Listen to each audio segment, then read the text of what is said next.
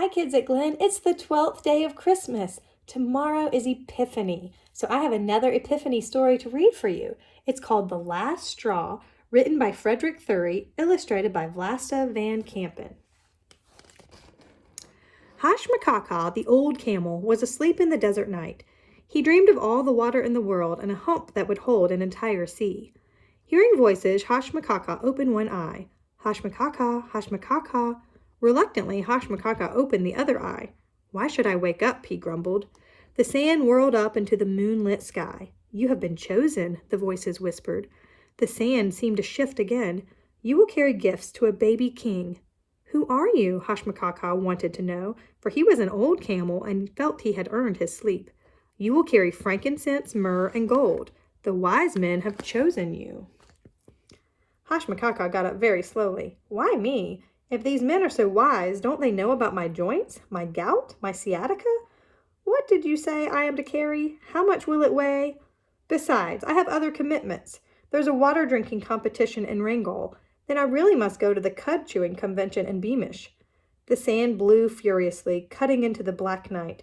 Hashmakaka was startled and decided he had better do as the voices said. Who knew what made the sand move like creatures with great wings? When do I start? He asked carefully. Today. With that, the sand voices disappeared, and it was morning. It was still very early as the servants of the wise men placed the precious gifts onto Hashmakaka's back. The young camels ran to their good friend. They all looked up to him because he was old, and they thought him wise. You must be a very special camel, they sighed. I am very special. Hashmakaka puffed out his chest in pride, and then said something a little foolish. I'm not so old. I'm still as strong as 10 horses, and I've been chosen to carry rich gifts to the new baby king. Can we come too? Asked the youngest camel, who never wanted to be left behind. Aren't we your friend? Shouted another.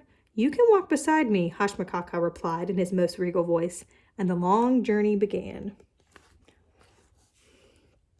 At noon, a herd of mountain goats came into view. Hashmakaka thought they had come a long way from their mountain home in the north. What is it you want? Hashmakaka called out. We have heard tell of the new king who is to be born. Please take our humble gift with you. It's milk for the king. You want me to carry milk? Hashmakaka sputtered in shock. I am not a milk-bearing camel. I am not ordinary like you. The young camels chorused. No, he is not ordinary. They looked up to him with their big brown eyes. He's strong. Why, he's as strong as 10 horses. Hashmakaka muttered to himself, my joints, my gout, my sciatica. Aloud, he said grandly, give me your gift. At 1 o'clock, he was stopped by a family of millers. Look, said the youngest camel, they're carrying bags of ground corn. Do you suppose they're for the new king? They will have to carry it themselves, Hashmakaka replied. They can follow that star like the rest of us. The young camels crowded around Hashmakaka eagerly. But you're so strong. You are as strong as 10 horses. Hashmakaka felt weary just looking at the bags, but he said to the millers, give me your heavy bags. I'll carry them. At 2 o'clock the next day, young ladies gave Hashmakaka their fine silks. At least the cloth doesn't weigh anything, he thought. At 3 o'clock, an old man in fine clothes gave him 2 rare birds in silver cages. At 4 o'clock, some merchants gave him pillars of oak that came all the way from Lebanon. At 5 o'clock, a group of bakers gave him their finest sweetmeats and pastries. At 6 o'clock, the sun finally went down and the crowds melted into the coming night. Hashmakaka gratefully sank into the sand. In the kind darkness, he didn't have to pretend he was as strong as 10 horses. Hashmakaka became aware that it didn't seem as dark as usual. He looked up and saw the splendor of the skies and the special brightness of the star he had been following. He fell asleep wondering about the sand voices and the wings he had thought he could almost see. But as the sun rose over the desert hills, it was hard to remember the wonder of that star. The new day brought new pains and new burdens for Hashmakaka. I don't think I will make it. I can't carry any more. My legs are getting weaker. My gout, my sciatica, my joints. I'm too loaded down.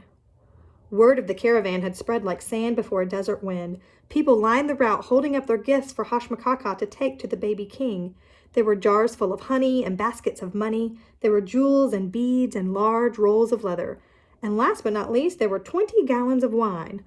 Hashmakaka moaned to himself, "This will bring me to ruin, this fruit of the vine." But then the youngest camel cried out, "Look, there, it's Bethlehem. You've made it, Hashmakaka. You are as strong as 10 horses." Hashmakaka knew he could do it if he did not stop until he arrived at the spot beneath the star. He could. He knew he could. Just then, out of the growing darkness, a small voice said, "I have a gift for the baby."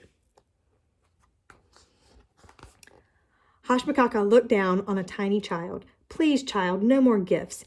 It has no weight. It's long and light. It's for the king who was born this night. It's little," the child added. "Too little is too much," Hashmakaka whispered. "Didn't I hear them say you were as strong as 10 horses?" asked the child. "Well, yes, I am, sort of. But my joints, my gout." Hashmakaka looked into the child's eyes, and his heart melted.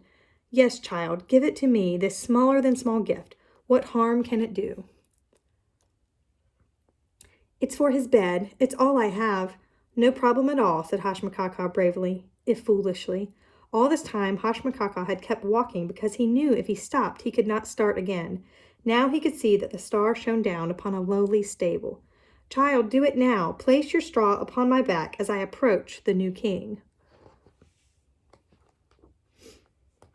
Hashmakaka entered the stable. "My knees are loosening, my legs they wobble, my back is breaking. Will this last straw cause me to fall?" And with that, Hashmakaka fell to his knees. "Oh my," he thought, "this is no way for a camel to behave. They will say that Hashmakaka, the weak camel, Hashmakaka, the proud camel, should not have traveled this far." The wise men noticed Hashmakaka. Quickly, they too knelt. "They're mocking me now," falling on their knees, heads bent over like gnarled old trees.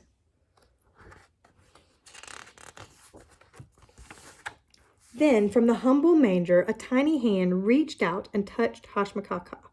His pain seemed to disappear. He could no longer feel his burden. Hashmakaka whispered to the baby, "Hosanna from Hashmakaka. Accept these gifts kindly. They come from far and wide, brought by a beast who once acted blindly." From that time on, there was no burden, great or small, that Hashmakaka would not gladly carry. The end.